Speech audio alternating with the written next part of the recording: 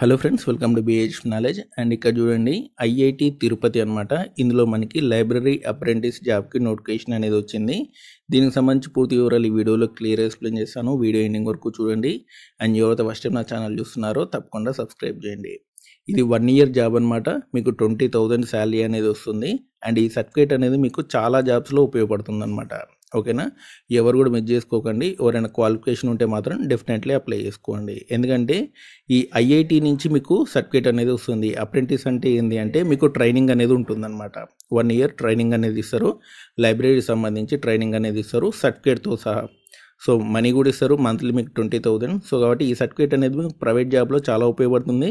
Central government జాబ్లో కూడా చాలా ఉపయోగపడుతుంది. లైబ్రరీ జాబ్స్ పడ్డప్పుడు మీకు ఒకవేళ ఇంటర్వ్యూ ఉందనుకోండి, ఆ టైంలో మీకు అప్రెంటిస్ ఉంటే మిమ్మల్ని తీసుకోవడానికి ఎక్కువ ఛాన్స్ అనేది ఉంటుందన్నమాట. కాబట్టి ఈ అప్రెంటిస్లు అయితే కంపల్సరీ చేయండి.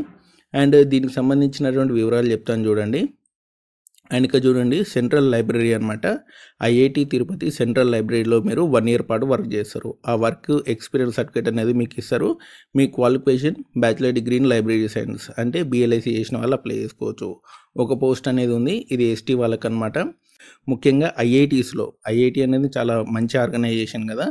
ఆ సర్టిఫికేట్కి మీకు చాలా ఇంపార్టెన్స్ అనేది ఇస్తారనమాట ప్రైవేట్ సెక్టర్లో. కాబట్టి డెఫినెట్లీ మీకు ఐఐటి కానివ్వండి, సెంట్రల్ యూనివర్సిటీస్ కానివ్వండి, వాటికి సంబంధించి సర్టిఫికేట్లు మీకు చాలా ఉపయోగపడతాయి. అండ్ మీకు లాస్ట్ డేట్ ఎప్పుడో చెప్తాను చూడండి. 28 ఫిబ్రవరి వరకు మీరు అప్లై చేసుకోవచ్చు. ఓకేనా? అండ్ ఇంకో విషయం చెప్తాను చూడండి. 2020, 2021, 2022, 2023, 2024 పాస్అవుట్ క్యాండిడేట్లు మాత్రమే అప్లై చేసుకోవాల్సి ఉంటుంది. మీరు బిఎల్ఐసి 20 నుంచి 24 మధ్యలో చేసుంటే వాళ్ళు మాత్రమే దీనికి అప్లై చేసుకోవాల్సి ఉంటుందన్నమాట. ఓకేనా? అండ్ సెలక్షన్ ప్రాసెస్ ఎలా ఉంటుందంటే రిటర్న్ టెస్ట్ ఉంటుంది. ఆ తర్వాత ఇంటర్వ్యూ అనేది ఉంటుంది.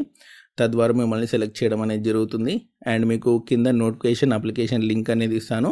దాని ద్వారా మీరు అప్లై చేసుకోవాల్సి ఉంటుంది. ఓకేనా? అండ్ మీకు కావాల్సిన డాక్యుమెంట్స్ అన్నీ కూడా ఇక్కడ చూసుకోండి. ఈ డాక్యుమెంట్స్ అన్నీ కూడా మీ దగ్గర ఉండాల్సి ఉంటుందన్నమాట. ఓకే? ఎవరైనా అప్రెంటిస్ చేయాలనుకుంటే లైబ్రరీకి సంబంధించి డెఫినెట్లీ చేయండి. ఇలాంటి అప్డేట్స్ కోసం మన ఛానల్ తప్పకుండా సబ్స్క్రైబ్ చేయండి. వీడియో లైక్ చేయండి, షేర్ చేయండి. Thanks for watching.